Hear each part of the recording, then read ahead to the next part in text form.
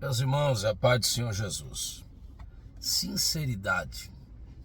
Palavra sinceridade. Pense nisso. Tá tão difícil de encontrar, né? Sincero. No original, sincera. Atos dos Apóstolos, capítulo 9, eu vou ler os versos 1 e 2. Fala-se, diz-se que a palavra sinceridade vem justamente desse termo, sincera. Isto é, os vasos, quando rachados, eram postos a serem vendidos. Mas antes disso, eles remendavam com cera. Então o comprador perguntava, sincera?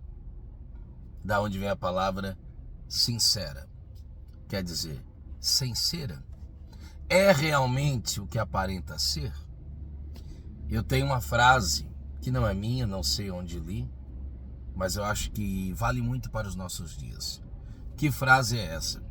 A grama do vizinho, ela é sempre mais verde. Sabe por quê? Porque ela é sintética. Então, não fundamente-se no que você vê ou ouve, daquilo que as pessoas compartilham ou postam. As pessoas não compartilham seus fracassos. Na verdade, até compreendo. Não devemos esquecermos que há um aprendizado nas percas e também nos insucessos. Então, o texto aqui em Apreço fala de um jovem sincero. Porém,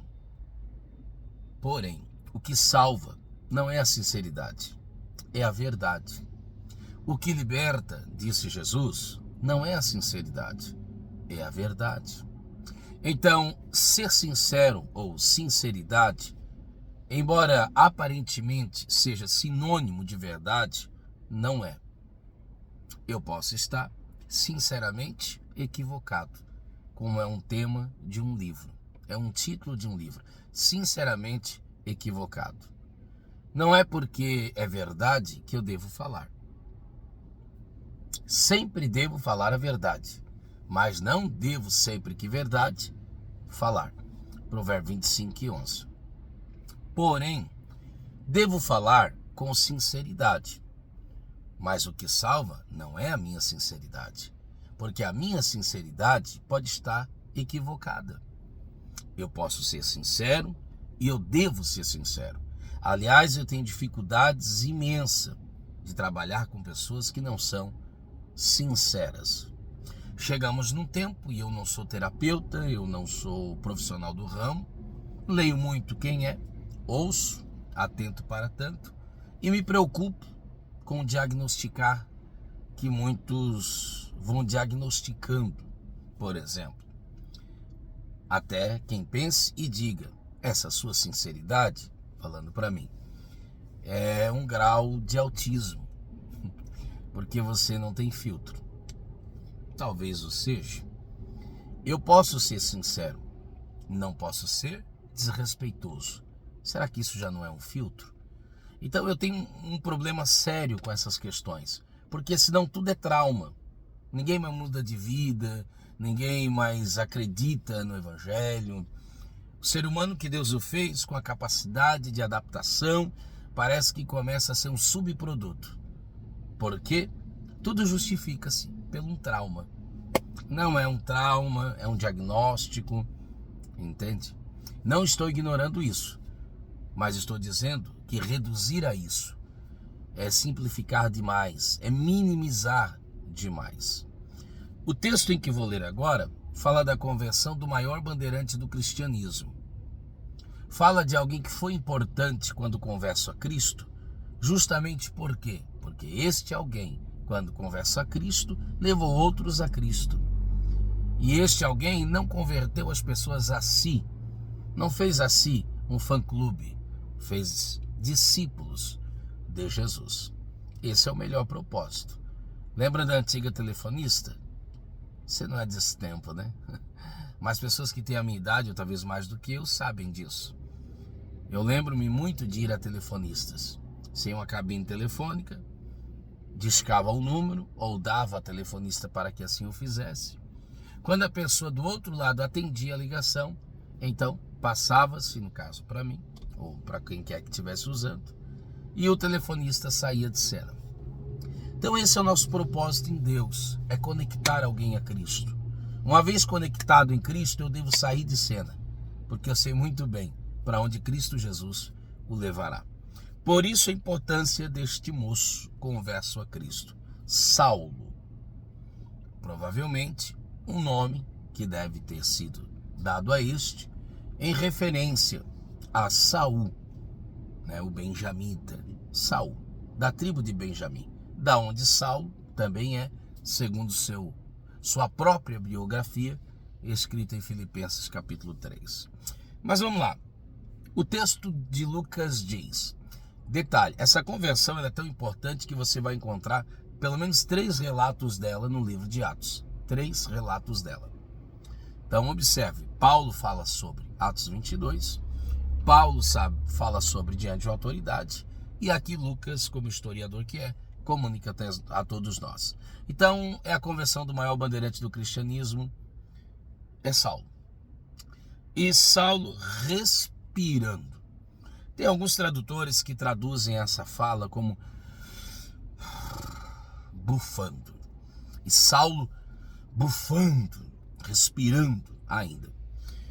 Outros falam de coiceando, nesse sentido. E Paulo respirando, bufando, coiceando, como a fera. Ainda ameaças e mortes. Não é ameaças de mortes, ameaças e mortes. Contra os discípulos do Senhor. Dirigiu-se ao sumo sacerdote e pediu-lhe cartas, olha bem, para Damasco.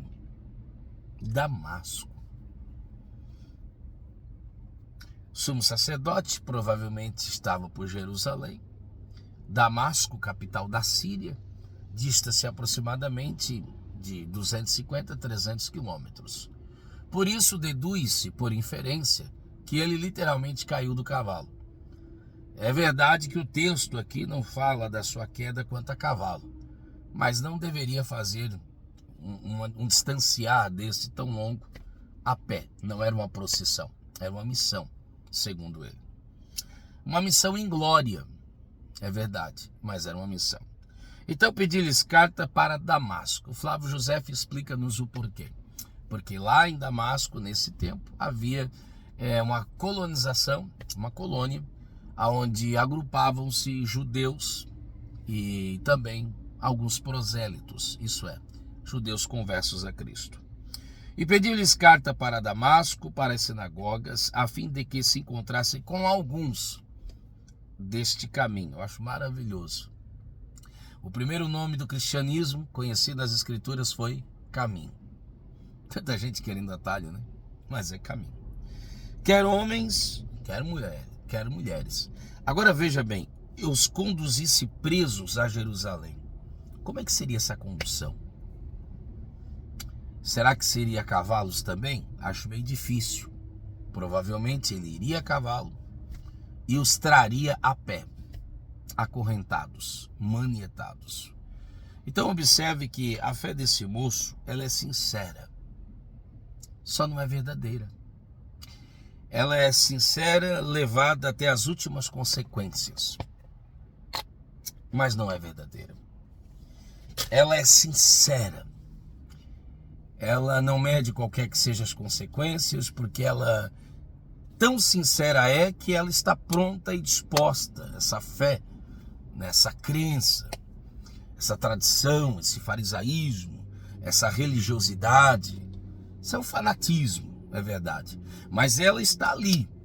Ele é dos fariseus, um grupo mais radical, que segundo o relato dos evangelhos, sobretudo Lucas 10, quando alguém vai testar o Senhor Jesus, e deste teste sai um dos textos mais célebres da Bíblia, a tão famigerada parábola do filho pródigo. Olha como a Bíblia é maravilhosa. Aquela informação, ou aquele texto, informa-nos que os fariseus haviam se autoproclamado como detectores do Messias. Lógico e óbvio que todos aqueles que, segundo seu credo, segundo seu modo de entender, na leitura que fizessem, que não fossem um destes, então deveriam ser castigados, punidos de uma maneira exemplar, para que outros não trilhassem o mesmo caminho na igreja ou na fé do caminho.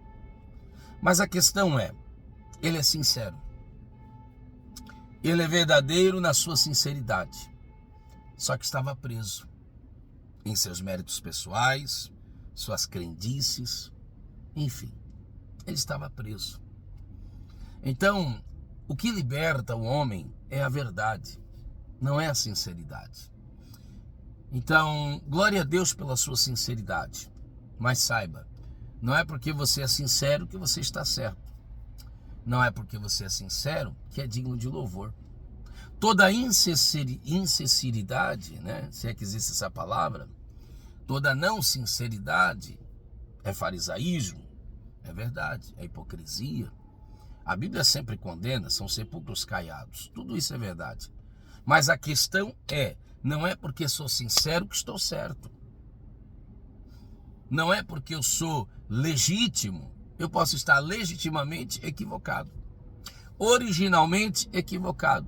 Sinceramente equivocado. Ser sincero é bom, mas não é tudo. Ser sincero é bom, ser sincero é preciso, mas não necessariamente é o fim último. É bom que sejamos sinceros.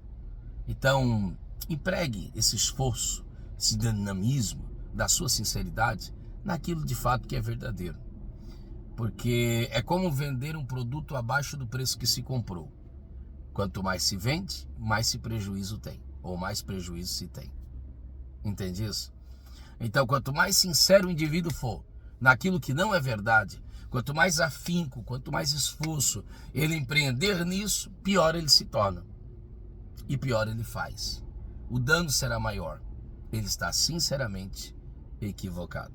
Então, que Deus nos ajude em Cristo Jesus. Termino dizendo-lhes: se alguém que não estava na verdade foi tão sincero, será que nós, em Cristo Jesus, que fomos alcançados, libertos por essa verdade, não devemos também agir com tal e até maior sinceridade? Talvez seja isso que ele tinha em mente quando escreveu Romanos 6:19. Falo, pois, como homem, disse Paulo, assim como outrora apresenteis o vosso corpo para a imundícia de Satanás, agora no mesmo empenho, no mesmo afinco, também o fazeis, mas não para a imundícia de Satanás, mas sim para a glória de Deus. Pedro diz que todos nós pereceremos um dia. Então, que pereçamos por algo que valha a pena o nosso esforço. Que Deus nos ajude em Cristo Jesus a dar-nos discernimento para que não sejamos sinceramente equivocados. De uma coisa eu prego, Jesus, e é por isso que eu faço, sempre. Porque no Evangelho eu posso ter a plena convicção e certeza. Se eu não for correto, e eu sei que o tempo me ensina, porque a gente é mutável, e glória a Deus por isso, a gente é mutável, porque as escamas vão caindo, vai se abrindo, Deus não se revela de um todo, de uma só vez, está tudo certo. Então, eu prego o Evangelho que é imutável. O Deus que é imutável, porque é uma verdade absoluta. Alguém já disse que uma mentira contada muitas vezes torna-se verdade. Não, isso não é verdade. 2 mais 2 sempre será 4, ainda que todos digam que é 5, 6 ou 3. Então que Deus nos ajude em Cristo Jesus. Então se você não quiser passar pelo vexatório, pelo opróbrio, pela humilhação, se você não quiser passar por ridículo, porque é isso, a sinceridade naquilo que é errado me faz passar por ridículo, porque a minha sinceridade, a minha veemência fará com que as pessoas vejam em mim isso se torna uma referência para mim, e eu me torno referência para tanto, não porque ele sempre pregou isso, ele sempre acreditou desse modo. E se eu estiver equivocado? Então, só há uma possibilidade de eu não estar equivocado. E de eu ser sincero, sincero, sincero, e ter certeza da minha sinceridade e não preocupar-me com ela. De que modo? Pregando a verdade. E qual é a verdade? Palavra de Deus. Aí sim eu posso ser sincero. Aí sim, Paulo, ou Saulo, como preferir. Como disse Jesus, por que me persegues? Aí no mesmo Atos 9, o próprio Jesus testemunha e diz: ele há de padecer, porque ele é sincero. Ele há de padecer e muito, porque ele é sincero. Se eu fui no erro, no engano, pensando ser verdadeiro, agora imagine no acerto que é na palavra de Deus. Então que Deus nos ajude em Cristo Jesus a cultivar tal sentimento. E se há alguém que é sincero no seu erro, como você que não está mais no engano, pode ser de outro modo que não seja assim tão sincero. Deus te abençoe, Deus nos ajude em Cristo Jesus. Amém.